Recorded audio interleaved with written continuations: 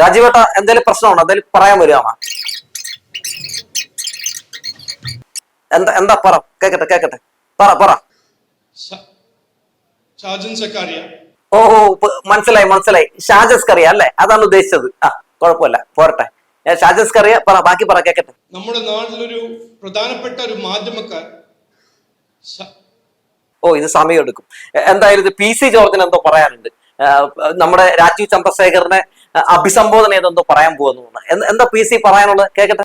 ശ്രീ രാജീവ് ചന്ദ്രശേഖർ അധികാരത്തിൽ അധ്യക്ഷപദം ഏറ്റെടുത്തതോടെ നമ്മുടെ BJP അധ്യക്ഷന് ഒരു രാജീവ് ചന്ദ്രശേഖർ എന്നാണ്. എന്തായാലും തൽക്കാലത്തേക്ക് സീറ്റിൽ പോയിരിക്കും. സമയമാകുമ്പോൾ വിളിക്കാം. നന്ദി, നമസ്കാരം. അപ്പോ എന്താ രാജീവേട്ടൻ പറഞ്ഞുകൊണ്ട് പൂർത്തീകരിച്ചു, മൊത്തം കേക്കട്ടെ. ഇന്നലെ രാത്രി നമ്മുടെ നാട്ടിലൊരു പ്രധാനപ്പെട്ട ഒരു മാധ്യമക്കാർ ഷാജൻ സക്കാരിയ, അദ്ദേഹത്തിന്റെ വീട്ടിൽ 9 മണി രാത്രി പോലീസ് കയറി അദ്ദേഹത്തിനെ അറസ്റ്റ് ചെയ്തു.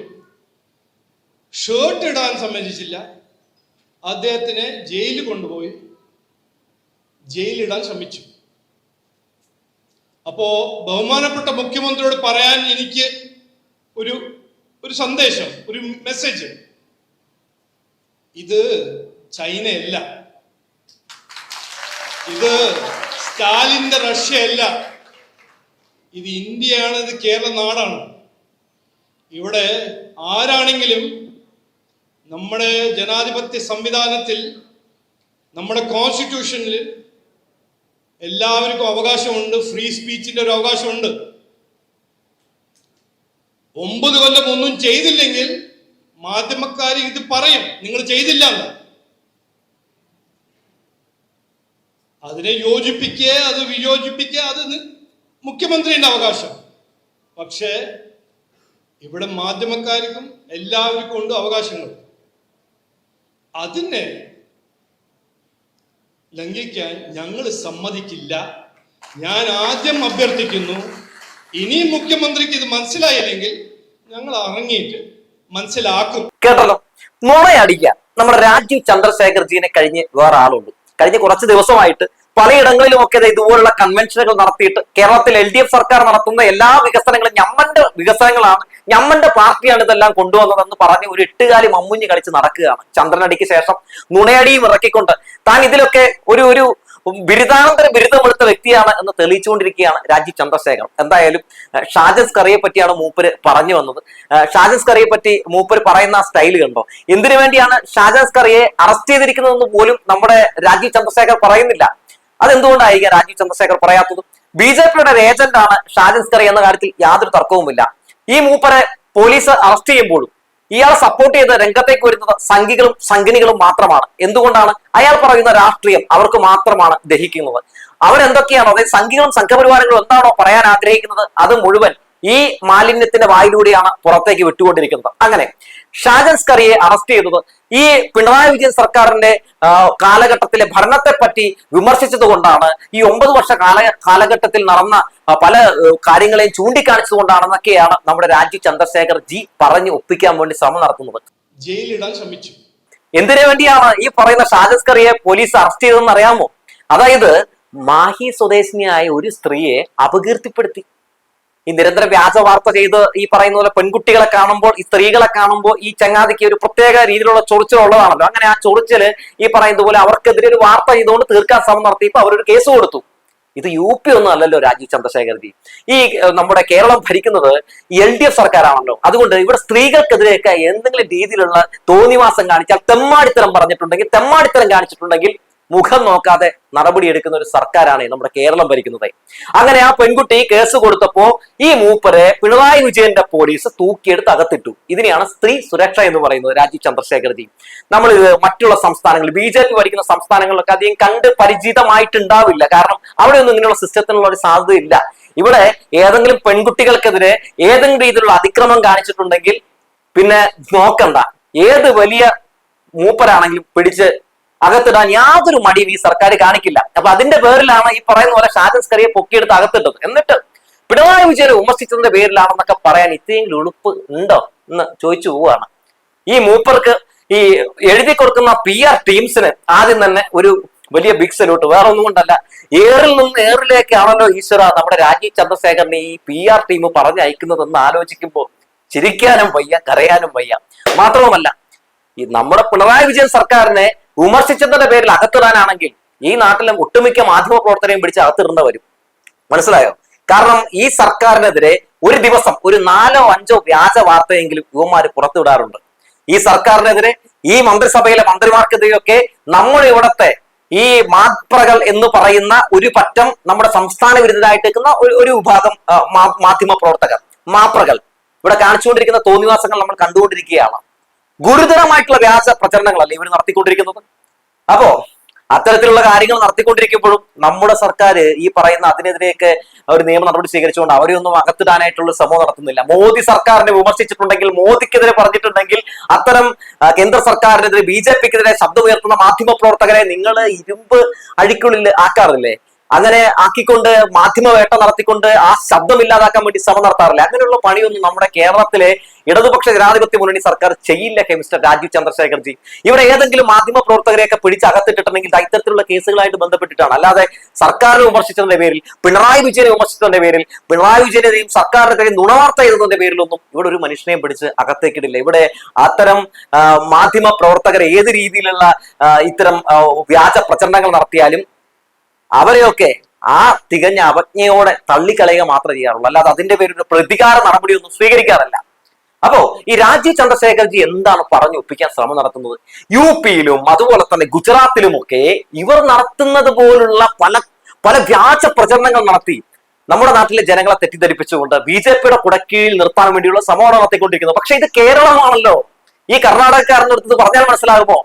ഇനിയിപ്പോ രാജീവ് ചന്ദ്രശേഖരന് അറിയുന്ന രീതിയിൽ പറയുകയാണെങ്കിൽ പുതിയ മലയാള ഭാഷ ലിപികളും അതുപോലെ തന്നെ പല രീതിയിലുള്ള സ്ലാങ്ങും ഒക്കെ പുള്ളി കണ്ടുപിടിച്ചിട്ടുണ്ട്. അതുകൊണ്ട് ഇങ്ങനെ പറഞ്ഞാലായിരിക്കും മനസ്സിലാവുകയുള്ളൂ.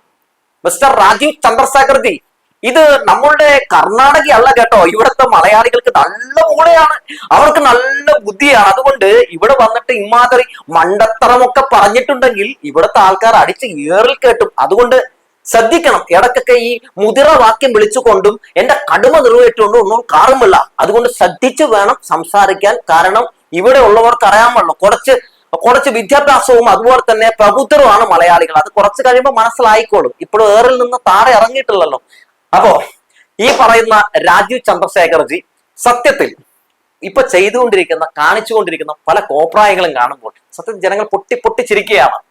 നോക്കൂ, രാജ്യത്തുടനീളം എന്താണ് അവസ്ഥ? ക്രൈസ്തവ ന്യൂനപക്ഷങ്ങളെ വേട്ടയാടിക്കൊണ്ടിരിക്കുമ്പോൾ ഇവിടെ വന്നിട്ട് പറയും ഞങ്ങൾ ക്രൈസ്തവർക്കൊപ്പമാണ്. മുസ്ലിം ന്യൂനപക്ഷങ്ങളെ വേട്ടയാടിക്കൊണ്ടിരിക്കുമ്പോൾ ഇവർ പറയുന്നു ഞങ്ങൾ മുസ്ലിം ന്യൂനപക്ഷങ്ങൾക്കൊപ്പമാണ് എന്ന് പറയുകയാണ്. രാജ്യത്തുടനീളം എന്താണ് കണ്ടുകൊണ്ടിരിക്കുന്നത്?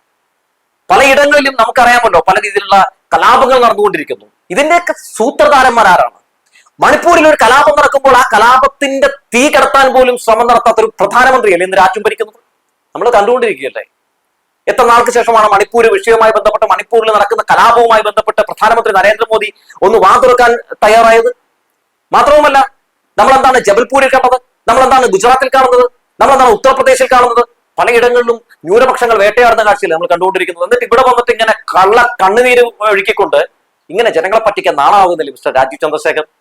നിങ്ങളൊരു വലിയ പെരുന്നുണ പറഞ്ഞിരുന്നല്ലോ വഖഫ് നിയമം, അതായത് പുതിയ നിയമ ഭേദഗതി വരുന്നതോടുകൂടി തന്നെ മുനമ്പത്തെ ഇപ്പൊ അവിടെ സമരം നടത്തുന്ന ആൾക്കാരെ പ്രശ്നങ്ങളൊക്കെ പരിഹരിക്കപ്പെടും എന്ന് പറഞ്ഞ പാവങ്ങളെ പറ്റിച്ചില്ലേ? അവരെ BJPയിൽ കുറച്ചുപേരെ ചേർത്തില്ലേ? എന്നിട്ട് എന്താണ് സംഭവിച്ചത്? കിരൺ റിജ്ജു വന്നപ്പോ വായിന്ന് അങ്ങ് സത്യം പുറത്തുകടിയില്ലേ? ഈ പറയുന്ന നിയമം കൊണ്ട് പ്രത്യേകിച്ച് ഇവരെ പരിപാടികളൊന്നും ഇവരെ പ്രശ്നങ്ങളൊന്നും പരിഹരിക്കാൻ പോകുന്നില്ല, നിയമ പോരാട്ടം തന്നെ നടത്തണമെന്ന്. അപ്പോ ഇത്തരത്തിലുള്ള പെരുന്നുണകൾ പറഞ്ഞുകൊണ്ട് മലയാളികളെ ഇങ്ങനെയൊക്കെ പറ്റിച്ചുകൊണ്ട് അവരെ ഈ BJPയുടെ കുടക്കീഴിൽ നിർത്തിക്കൊണ്ട് ഈ സംസ്ഥാനം നിങ്ങൾക്ക് പിടിച്ചെടുക്കാൻ പറ്റുമെന്നാണ് നിങ്ങൾ വിചാരിച്ചിരിക്കുന്നതെങ്കിൽ മിസ്റ്റർ രാജീവ് ചന്ദ്രശേഖർജി, കേരളം എന്താണെന്ന് നിങ്ങളെ കേരളത്തിലെ ജനങ്ങൾ, മലയാളികൾ പഠിപ്പിച്ചു തരും. ഇനി നമുക്ക് PC ജോർജിന്റെ ചില കോമഡികൾ കൂടി കാണാം. രാജീവ് ചന്ദ്രശേഖറിന് തക്കതായൊരു മറുപടി സത്യം PC ജോർജ് കൊടുത്തിട്ടുണ്ട്. PC ജോർജ് പ്രസംഗിക്കാൻ നേരത്ത് തുടക്കം തന്നെ ഈ അധ്യക്ഷന്റെ പേര് ശ്രദ്ധിച്ചാണ് പറയുന്നത്. അധ്യക്ഷന്റെ പേര് പോലും അറിയില്ല പുള്ളിക്ക്. രാജീവ് ചന്ദ്രശേഖർ എന്നൊക്കെയാണ് പറയുന്നത്. എന്തോ ആകട്ടെ. അപ്പോ എന്താണ് ഈ രാജീവ് ചന്ദ്രശേഖരനെ പറ്റി ഈ പറയുന്ന PC ജോർജ് പറയുന്നതെന്ന് നമുക്ക് നോക്കാം. ഈ PC ജോർജ് പറയുന്നുണ്ട്, ഈ തിരുവനന്തപുരത്ത് മത്സരിക്കുന്ന സമയത്ത് ഞാൻ കരഞ്ഞു പറഞ്ഞു തിരുവനന്തപുരക്കാരോട്. മാത്രമല്ല വൈദികരൊക്കെ പങ്കെടുത്ത യോഗത്തിലൊക്കെ ഞാൻ ഈ പറയുന്ന പോലെ അറിയാലോ, രാജീവ് ഓർക്കണ്ടല്ലോ, രാജീവല്ല സോറി രാജു ഓർക്കണ്ടല്ലോ.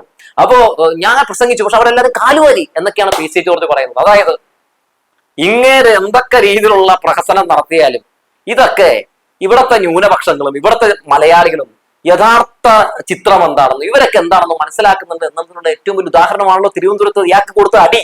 ഇപ്പൊ വൈദികര് കാല് മാറി എന്ന് പറയുമ്പോൾ ഇതൊന്നും ഇവിടെ വേവില്ല എന്ന് തന്നെയാണ് പറയുന്നത്. പി സി ജോർജ് കാര്യം ഈ കഥ ഇവിടെ പറഞ്ഞു നന്നായി. പി സി ജോർജിന്റെ ആ കഥ ഒന്ന് നമുക്കൊന്ന് കേൾക്കാം.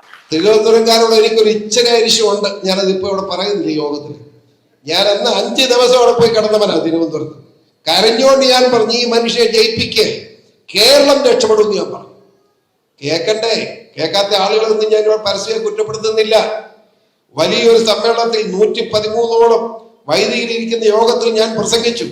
അവരെല്ലാം കൈപൊക്കി. അദ്ദേഹത്തെ വിളിച്ച് അദ്ദേഹം വന്ന് പ്രസംഗിച്ചു, ഓർക്കുന്നുണ്ടല്ലോ. പക്ഷെ അവനെല്ലാം കാലുവാരി. എന്തായാലും നന്നായി പി സി ജോർജ് ഈ കഥ ഇവിടെ പറഞ്ഞത്. എന്തായാലും രാജീവ് ചന്ദ്രശേഖരന് ഇത് ഇപ്പൊ മനസ്സിലാവാനുള്ള സാധ്യതയില്ല, അധികം വൈകാതെ മനസ്സിലായിക്കോളും. കേരളം ഇപ്പൊ പഠിക്കും. കേരളം പഠിച്ചു കഴിഞ്ഞിട്ടുണ്ടെങ്കിൽ ഈ പറയുന്ന പോലെ രാജീവ് ചന്ദ്രശേഖരനെ മുഖ്യമന്ത്രിയാക്കും എന്നൊക്കെ പറഞ്ഞ ആ പാവത്തിന് എന്തിനാണ് പി സി പറ്റിക്കുന്നത്? പിന്നെ പി സി ജോർജ് ഈ പരിപാടിയിൽ പങ്കെടുത്ത് എന്തുകൊണ്ടും നന്നായി കേട്ടോ. പി സി ജോർജിന് ഇടക്കാലത്ത് 5-6 തവണ പോലീസ് അറസ്റ്റ് ചെയ്തിരുന്നല്ലോ. അത് എന്തിന്റെ പേരിലായിരുന്നു? ഈ പറയുന്ന സ്വാതന്ത്ര്യ സമരത്തിൽ പങ്കെടുത്തതിന്റെ പേരിലോ അല്ലെങ്കിൽ അത്തരത്തിലുള്ള പുണ്യപ്രവർത്തികൾ ചെയ്തതിന്റെ പേരിലോ ഒന്നും അല്ല കേട്ടോ. ഇവിടെ ഈ പറയുന്ന പോലെ പി സി ജോർജ് അറസ്റ്റ് ചെയ്യപ്പെട്ടത് എന്തിന്റെ പേരിലാണ്?